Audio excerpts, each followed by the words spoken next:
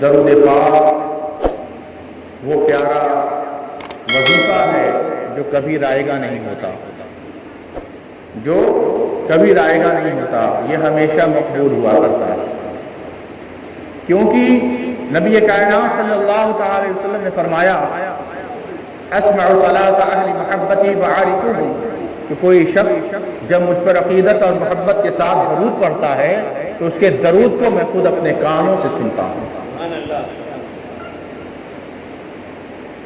جس عمل کو حضور سرور کائنات صلی اللہ تعالی علیہ وسلم اپنے کانوں سے سماعت کر لے، کیا وہ کبھی رائے گا ہو سکتا ہے؟ حضور نے فرمایا کہ وَأَعْرِفُهُ، اور اس شخص کو میں پہچانتا بھی ہوں جو مجھ پر محبت کے ساتھ درود پڑھتا ہے۔ اور یوں تو درود جو بھی پڑھتا ہے وہ درود اللہ کے کچھ فرشتے اس روئے زمین پر گشت کرتے رہتے ہیں، گھومتے رہتے ہیں۔ جب کوئی بندے مومن درود پاک پڑھتا ہے تو وہ اسے لے کر حضور کی بارگاہ میں لے جا کر پیش کرتے ہیں۔ یہ ہم علماء اہل سنت کا عقیدہ تو ہے ہی، ہماری کتابوں میں تو یہ درج ہے ہی، لیکن جو اس کے مخالفین ہیں انہوں نے بھی اپنی کتاب اس بات کو درج کیا ہے، لکھا ہے کہ اس روئے زمین پر فرشتے گشت کرتے رہتے ہیں، اور جب درود کی محفلیں ہوتی ہیں، درود و سلام حضور کا امتی پڑھتا ہے تو یہ فرشتے لے جا کر حضور کی بارگاہ میں پیش کرتے ہیں۔ تو اس لیے یہ وہ مبارک عمل ہے جسے ہم سب کو اپنانا چاہیے، اور جتنی کثرت کے ساتھ ہو سکے ہم حضور پر درود و سلام پڑھا کریں۔ ایک بار اور باوجہ پڑھیں حضرت محمد صلی اللہ علیہ وسلم نحن عباد محمد صلی اللہ علیہ وسلم۔ یہ تو رہا حکم۔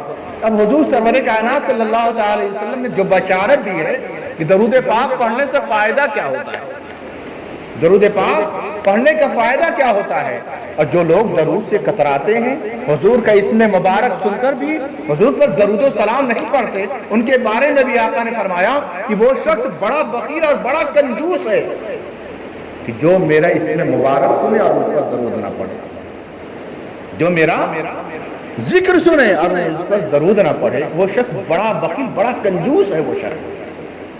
اور حضور نے فرمایا کہ جب بندے مومن مجھ پر عقیدت اور محبت کے ساتھ درود پڑھتا ہے تو وہ ایک مرتبہ درود پڑھتا ہے تو پروردگار عالم اسے 10 رحمتیں عطا فرماتا ہے، اس کے 10 گناہ معاف کیے جاتے ہیں اور اس کے 10 درجات بلند کیے جاتے ہیں۔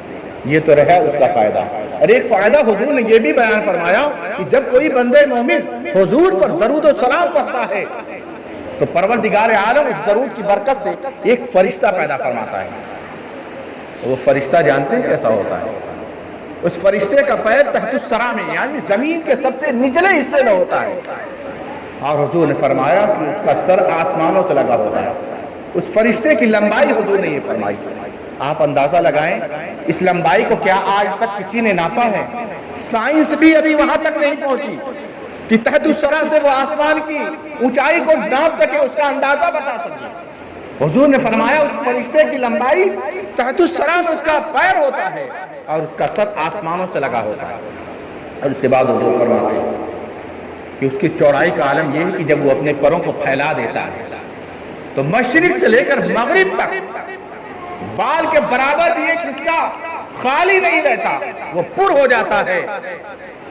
جب وہ اتنا بڑا فرشتہ پروردگار عالم پیدا فرماتا ہے تو اس کے بعد حکم دیتا ہے اے فرشتے تو غوطہ زن ہو جا، پانی میں ڈبکی لگا۔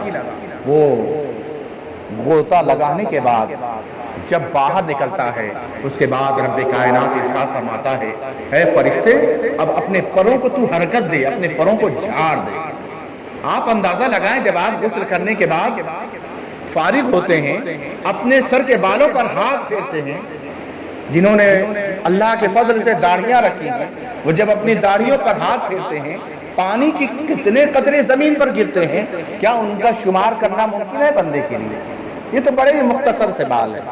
یہ ممکن ہو سکتا ہے کہ ان قطروں کو گن لیا جائے، بال سے یا داڑھیوں سے ٹپکنے والے پانی کو گن لیا جائے، لیکن جو فرشتہ اتنا وسیع و عریض ہے جس کی لمبائی اور چوڑائی اتنی زیادہ ہو، جب وہ اپنے پروں کو حرکت دے تو پانی کے کتنے قطرے زمین پر گریں گے اس کا تو شمار ہی ممکن نہیں ہے۔ اس کے بعد رب کائنات ان پانی کے ہر قطروں سے، حضور نے فرمایا کہ ان پانی کے ہر قطروں سے پروردگار عالم ایک ایک فرشتہ پیدا فرماتا ہے اور وہ تمام فرشتوں کو حکم دیتا ہے، اے فرشتوں اس شخص کے لیے دعائے مغفرت کرو جس کے درود پڑھنے کے عوض میں، جس کے درود پڑھنے کی برکت سے تمہیں پیدا کیا ہے، اس شخص کے حق میں دعائے مغفرت کرو۔ تو آپ اندازہ لگائیں جس شخص کے لیے فرشتے مغفرت کی دعا کریں، کیا پروردگار عالم سے بخش نہ دے گا؟ تو یہ کتنا مبارک عمل ہے، یہ کتنا بابرکت عمل ہے اور کتنا ہی آسان عمل ہے کہ ہم اپنے زبان کو حرکت دیں تو پروردگار عالم ہمیں اتنی نعمتوں سے سرفراز فرماتا ہے۔ پروردگار عالم کی وہ عنایتیں ہم پر ہوا کرتی ہیں۔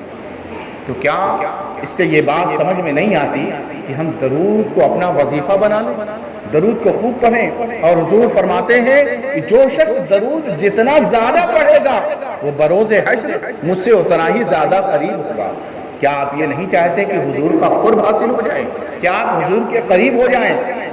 ہر شخص کی یہ چاہت ہونی چاہیے۔ وہ حضور سے جو بندہ عقیدت اور محبت رکھتا ہے، یہ اللہ کا فضل ہے کہ اللہ جسے حضور کا عاشق بنا دے، حضور کا دیوانہ بنا دے۔ اگر دیوانوں کی داستانیں چھیڑی جائیں تو یہ رات تنگ ہو جائے کہ حضور سے محبت رکھنے والے کیسے کیسے لوگ اس دنیا سے گزرے ہیں۔ لوگ محبت کی ایک داستان لیلا اور مجنوں کو ہی جانتے ہیں، لیکن حضور سے جو محبت رکھنے والے ہیں ان سے کہیں زیادہ ان کا عشق تھا، ان سے زیادہ وہ محبت کیا کرتے تھے۔